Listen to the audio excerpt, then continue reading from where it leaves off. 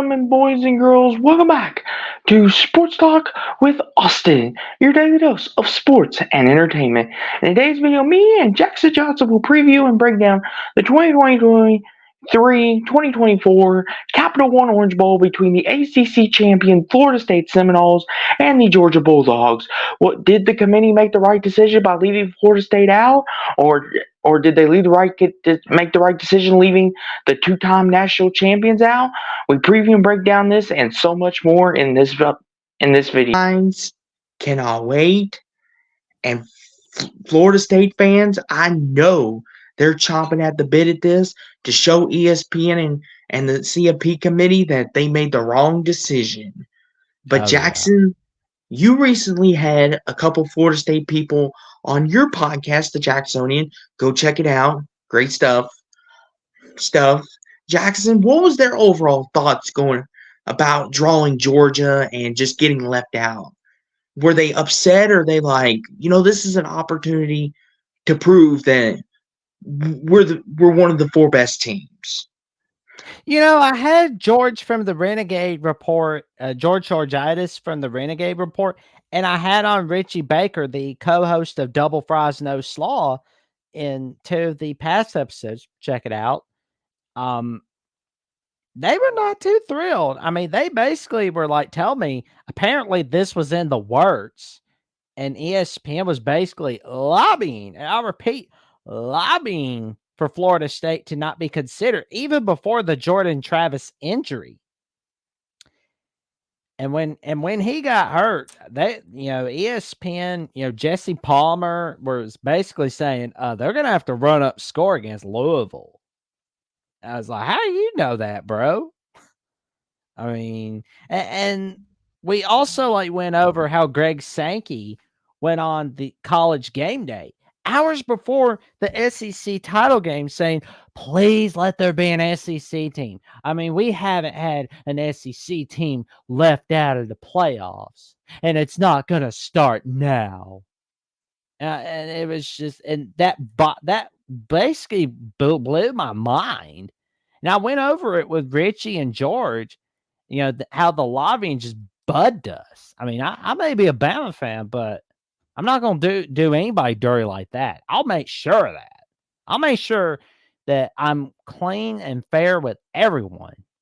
That's part of, if I get part of a playoff committee like that, I'm going to take it hella seriously for sure. And keep everybody honest. Because I'll tell you right now, it was just dirty what was done to Florida State. And Jordan Travis, felt like it was his fault. He was like, if I had gotten hurt earlier in the season, Florida State wouldn't be left out. And I'm like, no, it's not your fault. ESPN did a massive screw job on you and your university, man. And I mean, Florida State, man, they have been so mad about this. They've been talking about joining the Big Ten. They've been talking about, oh, well, I guess we're going to join the Big Ten. We're not joining the SEC. We're going to join the Big Ten. It was just terrible, man. And I didn't think about this at the time, but I was thinking about where Kirk Herbstreit was just like jumping like a little kid when Alabama made the game-winning touchdown against Auburn with that Isaiah Bond catch on 4th and goal, at that long 4th and goal. And honestly, I didn't think about it. I was like, okay, maybe he's just like a secret Bama fan. He's like pulling for my Crimson Tide. But I didn't think it was anything more than that. It was just, I didn't even think about it like that, because it was like, I told it to George. I didn't think that he was doing anything. Let me tell you, Florida State fans are not too thrilled with Kirk Herbstreit. They are not too happy. But I will say though, Jackson, Florida State fans, here's your opportunity. It's Georgia, Florida State, and the Capital One Orange Bowl, December 30th, primetime stage. Florida State, go show the world, go show that committee that you belonged and that you're here to stay. This is your chance, because You're playing their golden children, as we like to say. And we're going to see how good Florida State truly is because I believe Georgia has not really that many opt outs. I don't think. I know Carson Beck plans on playing. I believe Brock Bowers is going to play. I believe. Correct me if I'm wrong, Jackson. So Georgia's going to be at full strength the best they can. So this is going to be interesting. And Tate Wanamaker, he will probably be the starting quarterback in this game. So Yeah. this is going to be a very interesting game. I will say, though, Jackson, we're talking about Florida State and how they got screwed and stuff. That's not the only side to this story. You got the True. Georgia Bulldogs, the defending back-to-back two-time But national champions, but they are no longer champions, Jackson. We will crown a new champion on January 8th in Houston. We will get to that at a later day. But Jackson, what is your thoughts on Georgia failing to do what only a very few teams have ever done, and that is three-peat and make history?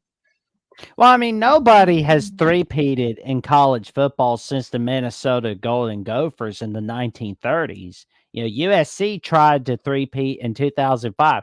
They couldn't get it done. Alabama tried to three-peat in 2013. They couldn't get it done. And Alabama tried getting it done in 1980. They couldn't get it done. Tried to in 1966.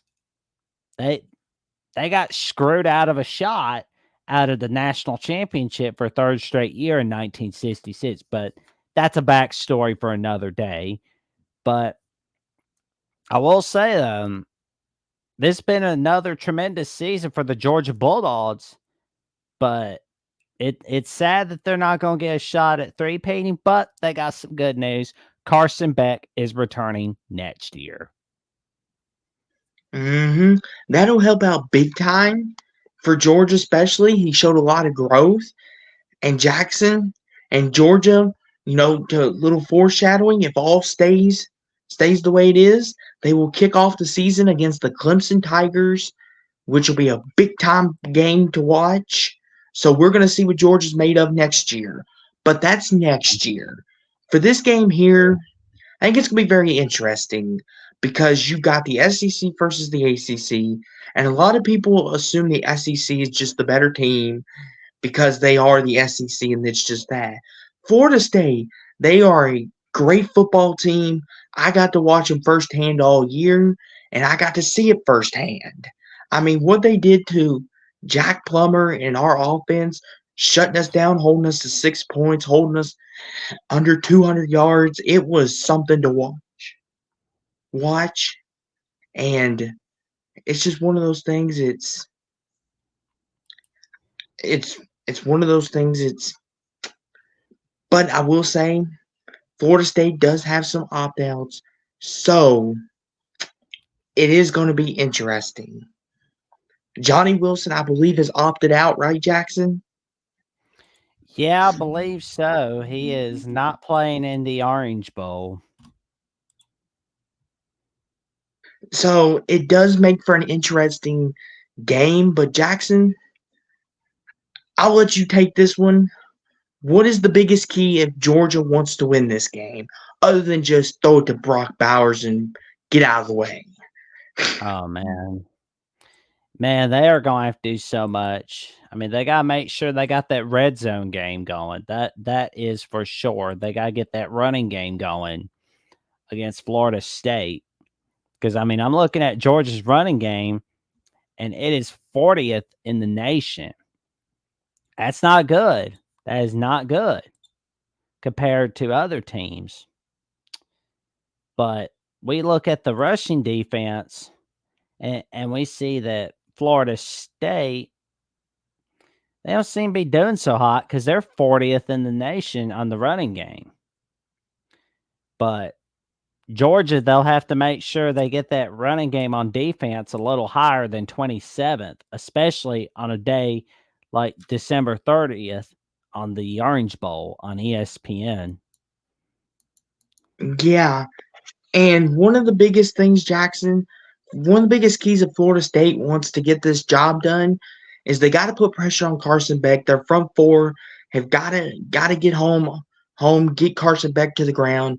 They got to force a couple turnovers, and they got to make sure they keep Tate Watermaker upright. They can't let that Georgia defense go head hunting. They can't let them get feasting because Jackson, as you know very well from watching Georgia in the SEC championship against your boys at Alabama, Tate Watermaker's got to be a little mobile, get out of the pocket, throw some slants, some screens, maybe a little crossers, get something to get this defense thinking. Georgia, if they get to sacking you and getting turnovers, you could call it a night. You can really you might as well just give up right there because Georgia's hard to beat when they play that good. But Jackson, if you'd like to add anything else, go for it. But if not, who is your pick for this game, and who do you got? Well, before I make my pick on this game, I would like to show a tweet from Blue Blood Bias where he says it's official. Florida State will be recognized as national champs if they beat Georgia. Here's how. The NCAA currently recognizes 10 different sets of rankings to crown a national champ of football. One of these 10 is the Colley Matrix, the computer ranking which ranked Central Florida number 1 in 2017 and awarded them the national championship. Florida State currently has a very realistic chance of finishing number 1 in the Colley, and thus will be recognized by the NCAA as a joint national champion. To accomplish this, the following results must occur. Florida State beats Georgia, Alabama beats Michigan, Texas beats Washington, Bama beats Texas in the national championship. If these results occur, Alabama would have to share the national championship with the Seminoles via Reddit College Football. I mean, I don't even know where to go with that. This sounds like UCF all over again, good buddy. I'm all right with sharing the natty with Florida State if this happens. I mean, that would be cool. So because it's like I'm so mad that they got screwed like this. It's just not cool what happened to them. And if I were in that committee, I know I'd have a lot more spine than Boo Kerrigan, the NC State AD. I mean, that's another guy we talked about when I had on Richie Baker and George Georgitis. We talked about Boo Kerrigan and Jim Grobe and how nobody in the ACC had Florida State's back. They just kind of stood by and did nothing. I mean, none of the coaches, the ADs, they just sat on their butts, did nothing. They were just waiting for an order or something. I don't know. But unfortunately, this is not the business of how we feel. And reluctantly, I have to go with the Georgia Bulldogs to beat Florida State 35-27. Yeah, I'm with you, Jackson. I'm going Georgia as well. They still have too much talent. Florida State's had some big opt-outs on the offensive side of the ball. I think Georgia's defense gets the Rodemaker a couple times. I got Georgia 38-24. I'm going Bulldogs to get the W. Wow. Sorry, Florida State. I'll be rooting for you for the pride of the ACC, but Georgia, they're just levels above you right now. But even with Jordan Travis. But on the bright side, everybody watching this can tell we're not hiding how we truly feel about. We're just kind of like, we reluctantly picked Georgia on this one, but we're pulled for you all the way, Florida State. Mm-hmm. And then now kick some ass, Seminoles. And for more great content here at Sports Talk with Austin, please make sure you like, subscribe, comment, hit the notification bell so you never miss another video on anything college football, college basketball, and the NBA. Hey, here at Sports Talk with Austin, It's Cardinals for life, baby. I'm out. Stay in.